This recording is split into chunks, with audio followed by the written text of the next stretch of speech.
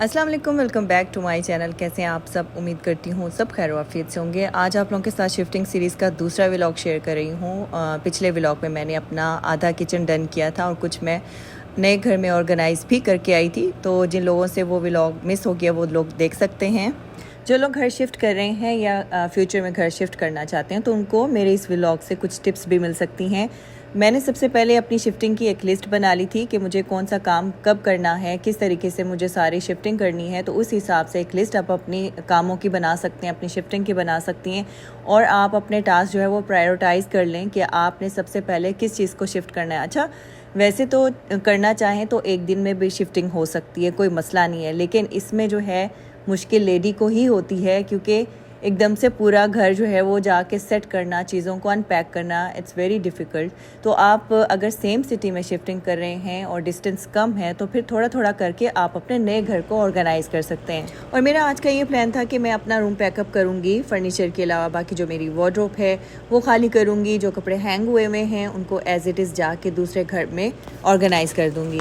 इस कबर्ड में तो मैंने बहुत कुछ रखा हुआ था, वो चीज़ें भी थी जो मैं बहुत कम इस्तेमाल करती थी, लेकिन उनको फिर भी मैंने अपनी इस कबर्ड में रखा हुआ था, क्योंकि यहाँ पे स्टोरेज का बहुत ज़्यादा आपको मसला रहता है।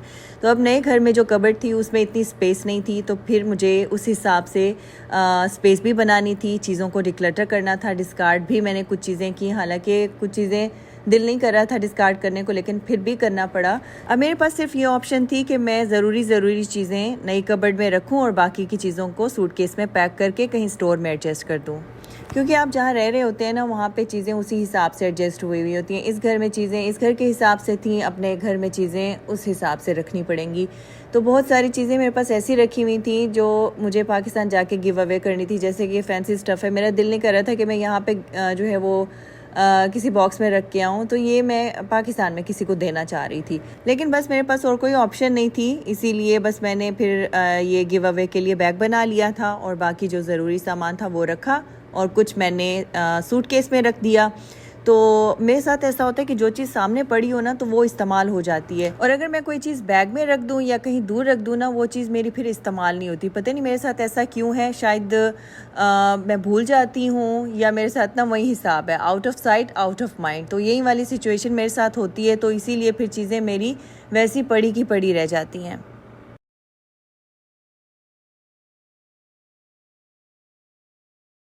अभी मैंने कुछ देर का ब्रेक लिया है, सोचा पहले नाश्ता कर लेती हूँ, फिर उसके बाद बाकी का काम कर लूँगी।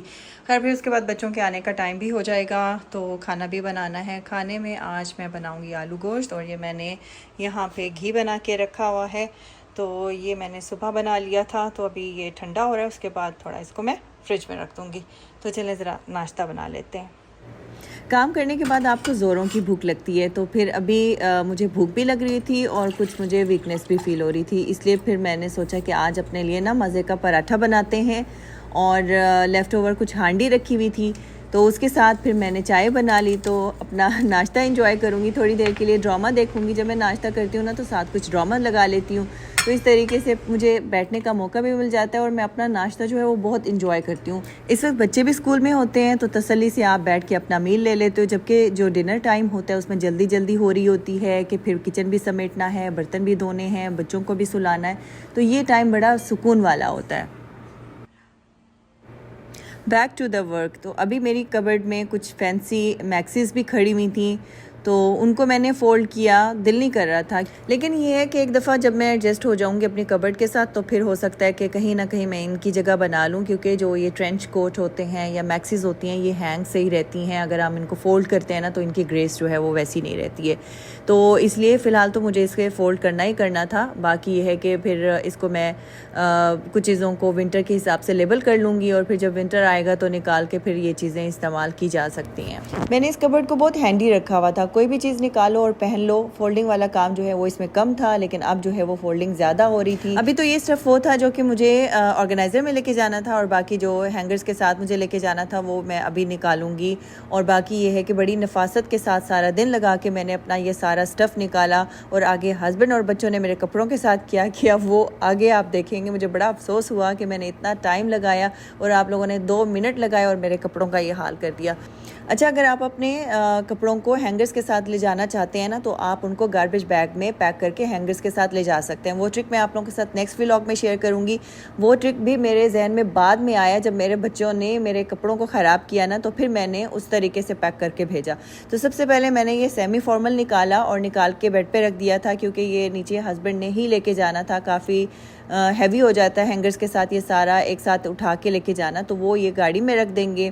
और फिर उसके बाद अब बारी आती है शूज़ की। अभी मैंने ये सिर्फ एक हिस्सा साफ़ किया, दूसरा हिस्सा जो है वो मैंने फिर नेक्स्ट डे के लिए रख लिया था, क्योंकि बहुत मुश्किल हो रहा था, मैं थक भी रही थी। तो मैंने सारे पहले शूज़ निकाले और कुछ डिस्कार्ड किए और कुछ जो है वो मैं पैक कर दूँगी। डेलीकेट शूज़ को आप अपने पाउचेस में पैक कर सकते हैं, और वैसे शूज़ के लिए ना कार्टन ज़्यादा सही रहते हैं। मेरे पास इस वक्त कार्टन्स नहीं थे, बैग्स थे, तो मैं उनमें पैक कर रही हूँ। वैसे तो जब पैकर्स आते वो ये सब कुछ पैक कर सकते थे। पता है क्या, मैं किसी पे ट्रस्ट नहीं कर सकती हूँ। हमारा ये जो लेडीज़ का ये सामान होता है ना, ये शूज़ और कपड़े वगैरह, जितने अच्छे तरीके से हम लोग खुद पैक कर सकते हैं ना, वो कोई और नहीं कर सकता। तो इसलिए इसी कोशिश में लगी रही कि अपना ज़्यादा से ज़्यादा सामान जो है वो मैं खुद ही पैक कर लूँ। शिफ्टिंग के दौरान आपका बहुत सारा सामान टूट भी जाता है, मिसप्लेस भी हो जाता है। तो इसके लिए सबसे पहले तो अपने जो इंपॉर्टेंट डॉक्यूमेंट्स हैं ना, वो अपने सेफ जगह पे रख लें, ताकि शिफ्टिंग के दौरान जो है वो मिसप्लेस ना हो। तो इन छोटी छोटी चीज़ों का बहुत ज़्यादा ख्याल रखना पड़ता है। और फिर आप अपनी लिस्ट तैयार कर सकते हैं कि कौन सी चीज़ आपने कहाँ रखी थी। चीज़ों को लेबल कर सकते हैं, कार्टन्स को लेबल कर सकते हैं। अच्छा, अगर कबर्ड्स में, कैबिनेट्स में जगह कम हो ना, तो अब अच्छे अच्छे ऑर्गेनाइजर्स भी मिल जाते हैं। उनको आप सेट करके ना कम स्पेस में ढेर सारी चीज़ें रख सकते हैं।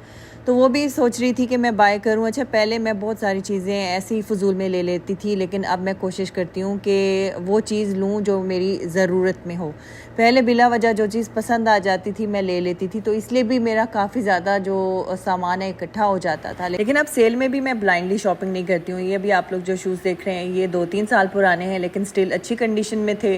पहले तो मैं इनको भी डिस्कार्ड करने लगी थी, लेकिन फिर सोचा कि अभी पहने जा सकते हैं, उठा लेती हूँ। बस जगह की वजह से मैं ये सारी चीज़ें मेरा जहन जो है वो मुसलसल मसरूफ़ है कि मैंने नई कबर्ड को किस तरीके से ऑर्गेनाइज़ करना है, क्योंकि मेरे लिए एक चैलेंज था। तो खैर हो जाएगा आहिस्ता आहिस्ता। और वैसे मुझे अपने रूम से बहुत ज़्यादा अटैचमेंट थी। मुझे इस घर से जाते हुए बहुत ज़्यादा महसूस हो रहा है। हालांकि इससे पहले जो हम लोगों ने घर शिफ्ट किए वो तो मुझे याद भी नहीं है कि मैं उदास हुई हूँ, लेकिन इस घर को छोड़ते हुए काफ़ी उदासी हो रही है। ब्रांडेड बैग्स को मैंने उनके अपने ही पाउचेस में पैक किया। और वैसे अगर बैग्स की शेप को ठीक रखना हो ना, तो आप इसके अंदर जो जब हम लोग बैग्स बाय करते हैं ना, जो उसके अंदर पेपर्स मौजूद होते हैं, उनको आप हमेशा बैग्स में डाल के रखें, या फिर कोई ना कोई चीज़ अपने बैग में डाल के ज़रूर रखें, ताकि आपके बैग की शेप जो है वो बरकरार रहे। हमेशा चीज़ें पैक करते हुए कोई ना कोई चीज़ ऐसी नज़र आ जाती है जिसको देखना और पढ़ना अच्छा लग रहा होता है। जैसे कि अभी मुझे कुछ कार्ड्स नज़र आ गए, कुछ बच्चों के थे, कुछ हस्बैंड के थे। तो अभी वही मैं देख रही थी। और अभी रिसेंटली हस्बैंड ने गिफ्ट दिया था, और गिफ्ट्स के ऊपर अगर डेट मेंशन हुई हुई हो ना, तो बहुत अच्छा लगता है। मेरे पिछले कुछ गिफ्ट्स थे जिनके ऊपर डेट मेंशन हुई हुई थी। एक्चुअली वो उष्णा ने ही किया था, तो मुझे बहुत अच्छा लग रहा था उनको डेट के साथ देखना। तो अभी मैं सोच रही थी कि जो अभी मुझे गिफ्ट मिला है उसकी भी पैकिंग के ऊपर मैं डेट लिख लेती हूँ, तो इस तरीके से अच्छा लगता है। या कार्ड पे लिख लें, या फिर पैकिंग अगर आप वो रखना चाहते हैं उसके ऊपर भी लिख सकते हैं, तो बहुत अच्छा लगता है फिर उसको देखना।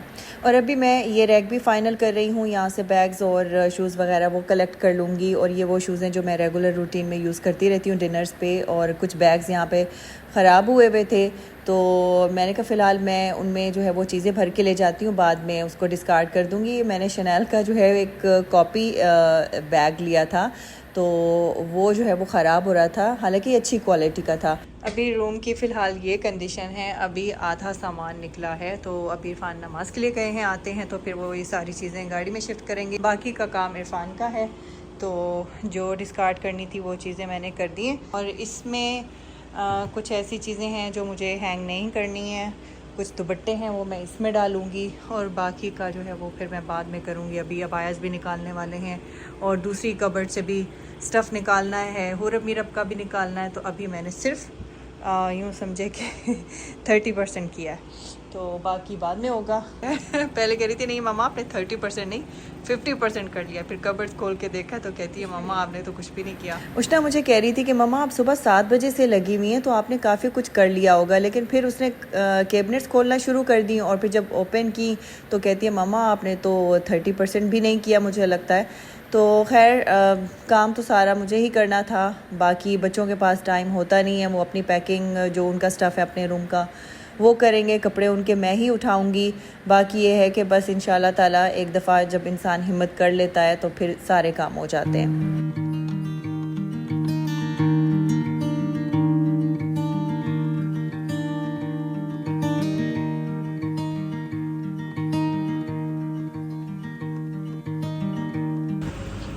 अभी देखें गाड़ी में इस तरह से चीज़ें जा रही। उफ अल्लाह, इरफान ने मेरे कपड़ों के ऊपर ये क्या रख दिया? ये क्या किया इरफान ने? फिर फ़ायदा क्या हुआ?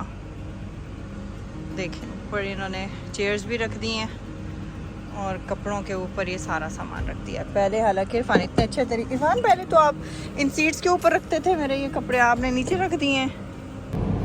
मैं सारा वक्त एहतियात से कपड़े निकालती रही, चीज़ें निकालती रही। इरफान ने 2 मिनट लगाए हैं और सारे कपड़ों का सत्यानाश कर दिया। मुझे बहुत गुस्सा आ रहा है। वो कह रहे हैं कि बच्चों ने जो है वो कपड़ों के ऊपर चीज़ें रखना शुरू कर दी तो बच्चों को पता नहीं चला। तो ये है काम इन सब के। सारा दिन से मैं लगी हुई थी और इन्होंने कपड़ों के ऊपर सारी चीज़ें रख दी हैं। देखिए ऊपर चेयर्स भी रख दी, बैग्स भी रख दिए। तो ये है हाल। आप बैठ सकेंगे। तो अभी हम लोग नए घर जा रहे थे और जो चीज़ें मैंने सारी समेटी हैं वो अभी नए घर में जाके मुझे ऑर्गेनाइज़ करनी थी। सेम डे में मैंने ऑर्गेनाइज़ भी किया था, वो आप इंशाल्लाह नेक्स्ट व्लॉग में देखेंगे। ये था गाइज़ आज का व्लॉग को लाइक ज़रूर कीजिएगा। मिलती हूँ आपसे नेक्स्ट व्लॉग में, तब तक के लिए अल्लाह हाफिज़ एंड टेक केयर।